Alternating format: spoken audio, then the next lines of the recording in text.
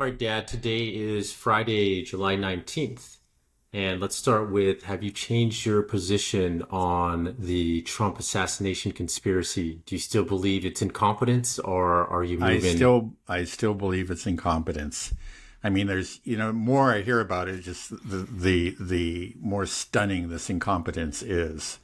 I guess some people would say that that's further proof that it just can't be. They can't be that incompetent, right? Right. Like, well, yeah. Another thing I heard, I think I'd heard it earlier, but I heard it again, was that there were Secret Service guys over there at that building, from which the assassin fired, but they were inside the building. It Yeah. just strikes me I like heard, that's got to be like just beyond stupid. It's like, okay, you got the inside secured, but so you just went up on the roof. right. There's that interview with Cheadle, the head of the Secret Service, and she's like, "Well, because it was a sloped roof, which it's a very, very gradual slope. That's not Yeah, an right. excuse It's at all." nothing. Right. She said, "So because of the safety concern, we decided to secure the building from the inside."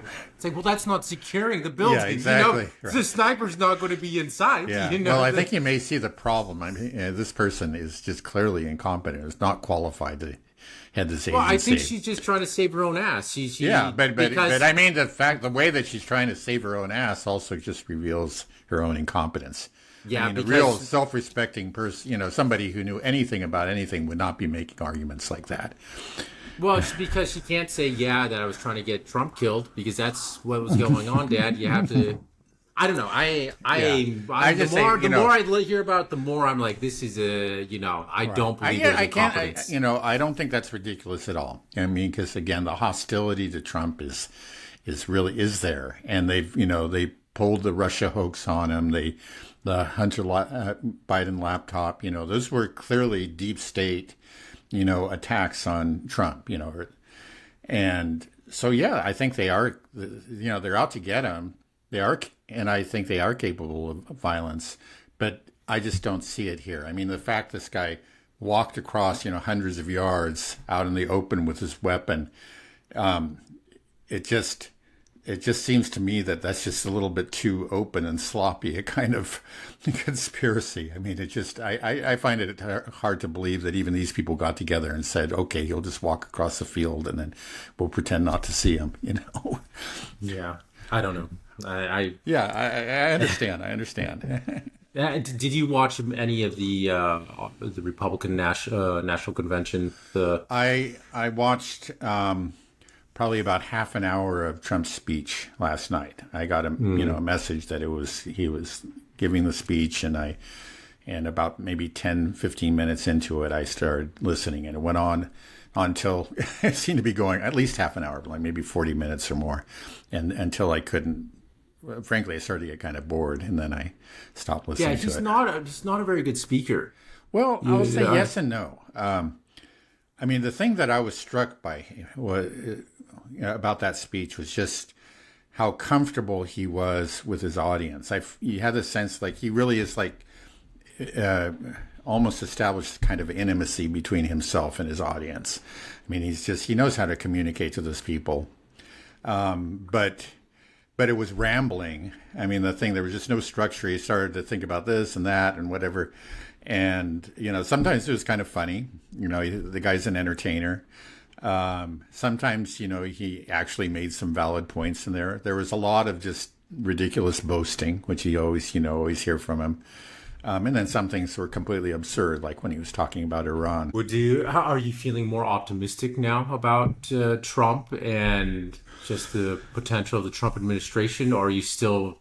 You've always been taking this position that you can't trust him at all, and he's. Well, it's not so much that I don't trust him. I don't think he's got any kind of like he's deliberately trying to deceive us. I think the guy is an open book. He just says what he thinks at the moment, but he'll think something different the next moment. That's the problem.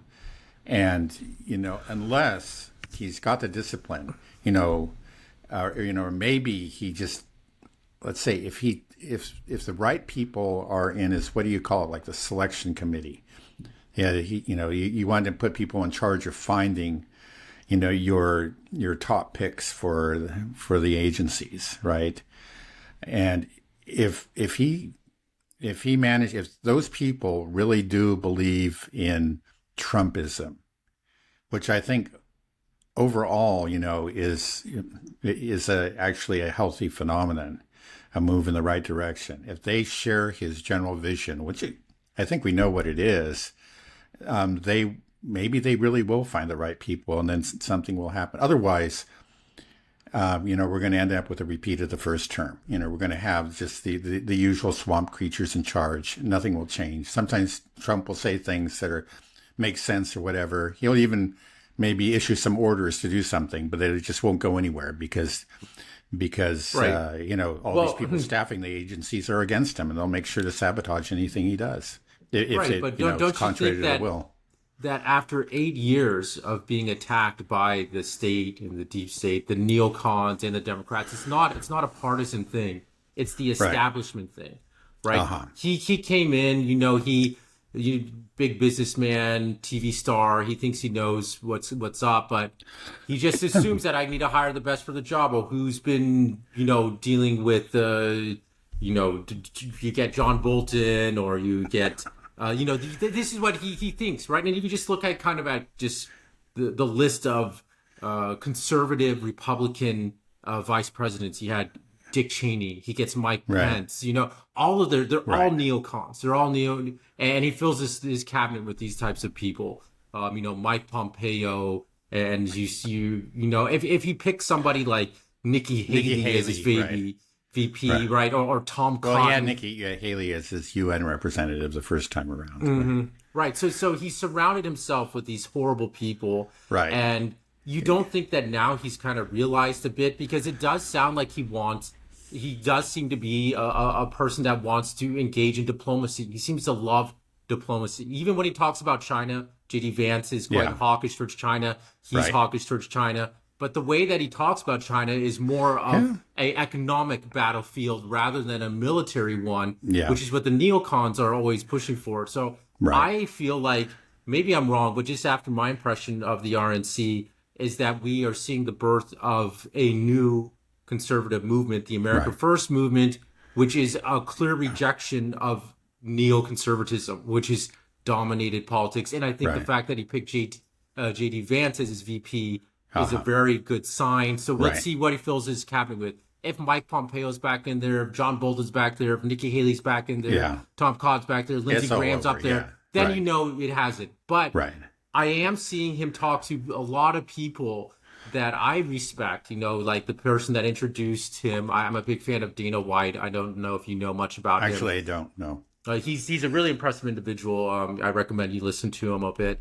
And he's somebody that's just not beholden to anybody. He just, and so I have a lot of respect for him. And like we said before, the guys that listen to the Duran, I'm forgetting his name now. David Sachs. David Sachs, right?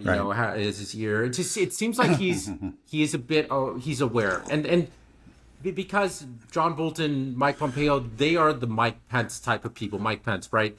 Like, Mike Pence didn't even show up at the RNC. It's clear that he has rejected, I think that he's rejecting these neoconservatives.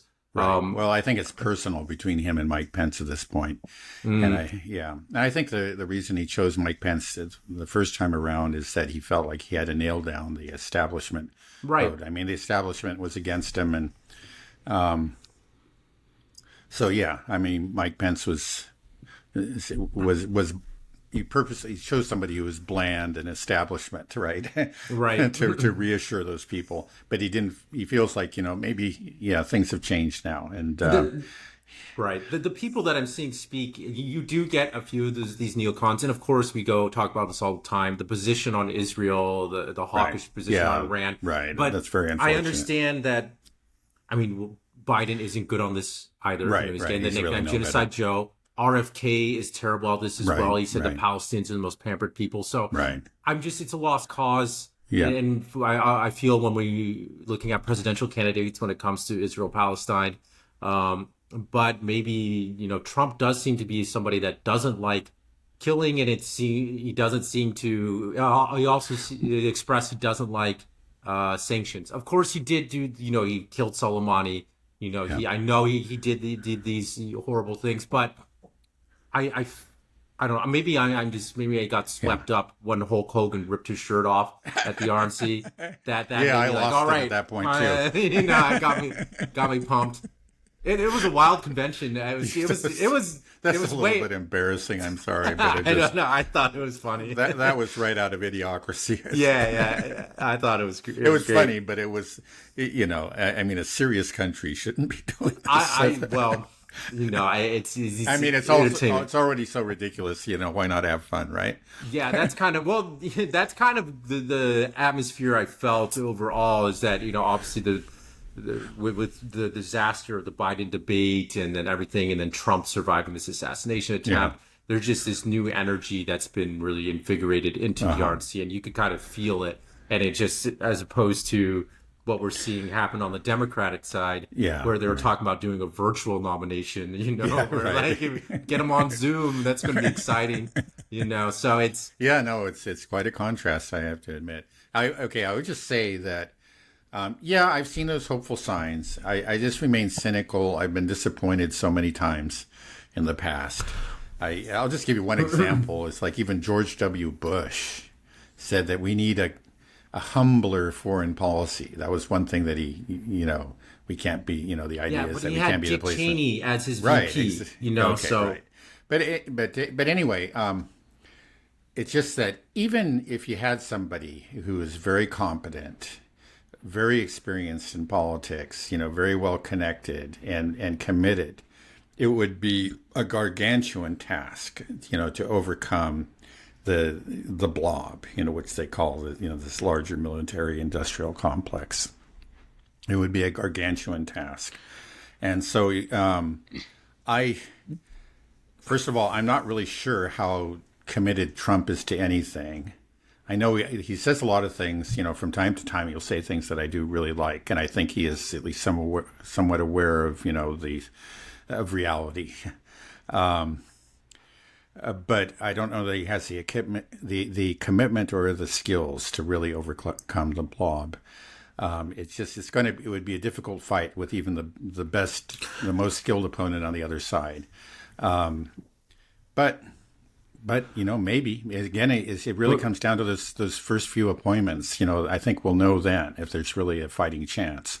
Right. Well, and not even just talking about just what Trump might do during his administration. I'm just talking about sort of the birth of a new conservatism within the United States. That is something completely different than what I think people think about when they think of the Republican Party and conservatives. I think a lot of people are still living in the past. I mean, it's become a working class party, actually. Exactly. And a lot of liberals really haven't gotten their minds wrapped around that yet, Right. It's like what I said, that on our last podcast, that I felt a lot of it just felt like it was like the progressives of the 60s and 70s, just talking about the American dream and, the party of peace. J.D. Vance is saying, we don't want to send our sons and daughters to fight these foreign wars, and, and so it's a different party now. I think it really is. I mean, though you do have I think you still have a lot of empty suits that are just committed to corporate interests. Right. Yeah, for sure. But you find them in both parties, to be honest. But there's a large chunk of the Republican Party that's just that. They really don't have any principles. They're just interested in, pleasing their corporate sponsors. But there is a new wing of the party that's different and, represented by people like J.D. Vance. Right. These are not establishment neocons. So I think that people need to realize that the Republican Party isn't what it was when I was a teenager, during the Bush era, or, this is something new, and I can get behind it a little bit more than, I think for a lot of us for so long, especially, and people that are more anti-war like you and I have felt pretty partyless for a while. It's just like I'm not really happy with any of these guys. But now I'm seeing it.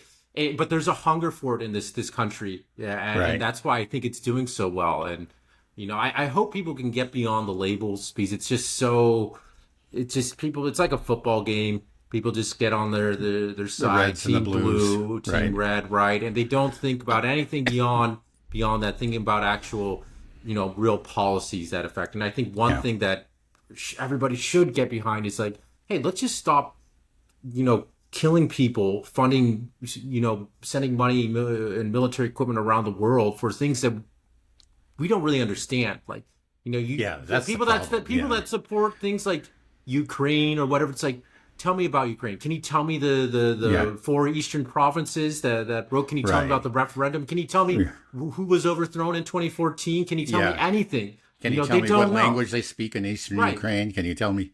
No, they wouldn't know a thing, right? Right. Which country received the most refugees from Ukraine? Nobody would answer Russia, but that would be the correct answer. Right. Yeah. No. So it's I'm hopeful. It was a wild. It was a weird convention. It wasn't anything like I expected. I turned on TV, Hulk Hogan ripping his shirt off, Kid Rock just going crazy on stage, and Dana White just injecting testosterone in everybody's veins. It was quite a spectacle. And then I started I found the Trump speech actually a bit boring. I got bored with it after a while. I think he went on way too long. He just kind of rambles, But one thing that you did say is true. He's very comfortable. He doesn't which makes him authentic. It's nothing he has is prepared. He just gets up there and he just, all right, let's just this is what's on my mind right now, and it's like you said, it's an open book. It just he's not nervous about anything. He's just like, wow, So interesting. So I am feeling a little bit more optimistic, but okay. Well, I hope you're right.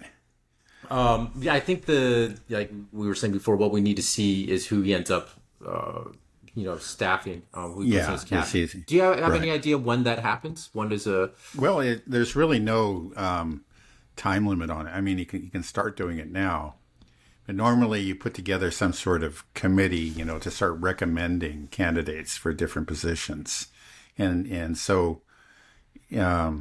In the not too distant, he hasn't been. It usually happens after he's actually elected, so it'll be some time, starting in after the November election. We'll start to get some sort of sense of which direction he's headed in. Okay, well, hopefully he listens to people like David Sachs, Dana White, Vivek Ramaswamy, and those maybe get people like that into the party.